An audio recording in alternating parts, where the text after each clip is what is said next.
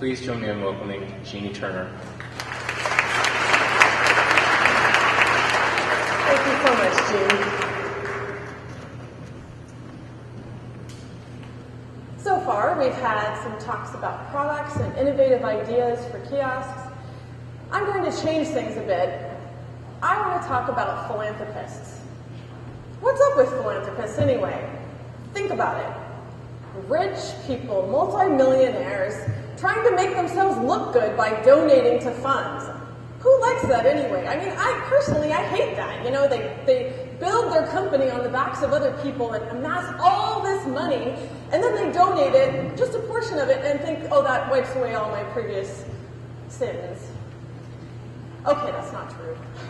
I actually admire philanthropists, but I am irked by the fact that I'm so inspired by the work they do, yet I can't be involved. I'm not a multimillionaire. I'm not even a multi-thousandaire. I don't have thousands of dollars to throw around.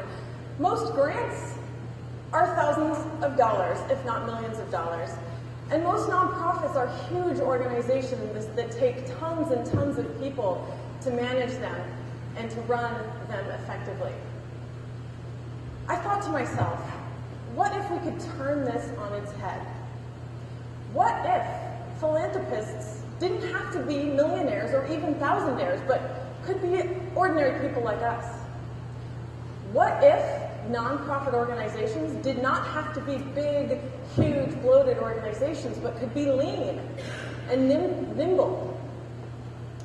What if grants could be much smaller, could be micro grants? Turns out I was not the only person thinking this. And fortunate for me, someone else actually went there and did the work. There's a group in Boston, 3 friends, that went to visit a place called AS220. Now, this is not what they started, but it's what inspired them. They took a road trip from Boston to AS220, which is in Providence, Rhode Island. And they were so amazed by what they saw there.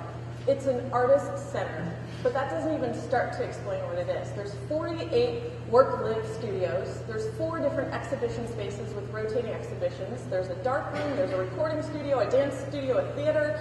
These 3 friends said, my gosh, how can we bring this back to Boston and make Boston more awesome? On their road trip from Providence back to Boston, they talked the entire time. And by the time they arrived in Boston, they had a plan. They said, we will get together our group of friends that we know and reach out to some groups of friends, etc., until we have enough people that each person donating $50 or $100 can group together a $1,000 grant and fund some kind of amazing art project or community project in Boston. They created a group called the Awesome Foundation.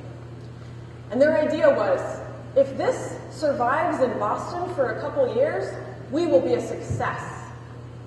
Well, now, 3.5 years later, it's in 8 countries, 54 chapters, including awesome Mongolia. There's even been stories on NPR about the Awesome Foundation. And 2 ladies in Portland who did not know each other heard this story and talked to each other about how do we start Awesome Portland. So they began their own group, Awesome Portland. Now we have 13 micro-trustees. We fund projects every other month with a $1,000 micro-grant. Each of the trustees gives either $50 or $100. We get between 50 and 80 applications every other month for people who have amazing projects. We narrow it down to the 5 finalists. We have a huge party, the Awesome Grant Party.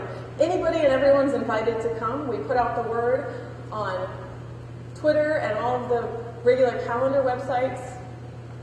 The finalists from the list give 3-minute pitches about their project. And then finally, we select a winner.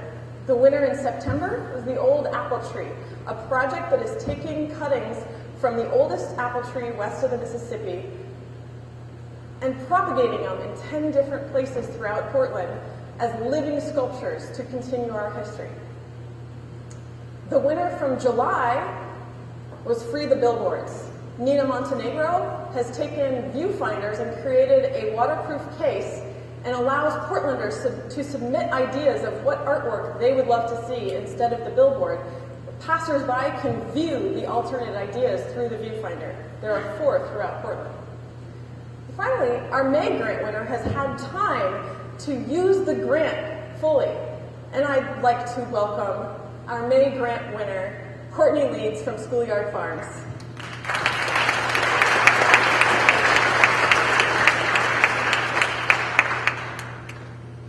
Is this on? Okay. Great. Hi, I'm Courtney. I am the co-founder and farmer at Schoolyard Farms.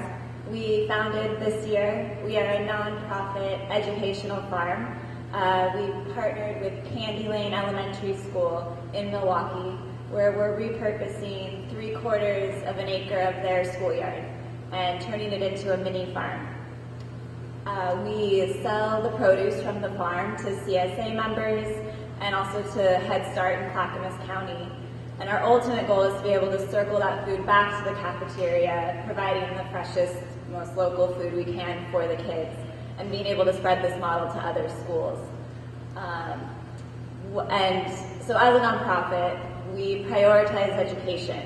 And we do that indirectly by being in an urban, visible location where neighbors and the kids from the schools see what we do every day and see what it takes to run a small production farm. We also do it more directly by offering lessons to the kids at the school, as well as we're developing field trip curriculum so we can become a hub for the neighboring schools to come and see a production farm and see where food comes from. But where Awesome Portland came in was they helped fund our farm-based summer camp program, which we piloted this summer. So we had kids come out every day for a week and learn about where food comes from, how to grow it, what it tastes like out of the ground. What you're seeing here is these are kids working in a worm bin, learning about vermiculture. But we also, every morning, we would go out to the fields and work in the garden and then harvest food and then bring it back and have the kids prepare what they harvested and make a snack. And it's just so exciting to see kids get really excited about usually raw vegetables, which isn't generally the case. But when they're harvesting it and preparing it themselves, they take a lot of pride and ownership in it. And so because of Awesome Portland and winning this grant, we were able to purchase all of our supplies for camp, as well as offer scholarships to 90% of the kids that came. And now we feel prepared to launch this fully next summer because we now have kids we can reach out to and get a full camp going, and we have tested our curriculum and tested our model and tweaked it, and we now feel prepared to launch this and have hopefully a summer camp every year that kids can learn to grow food and empower themselves to grow it at home.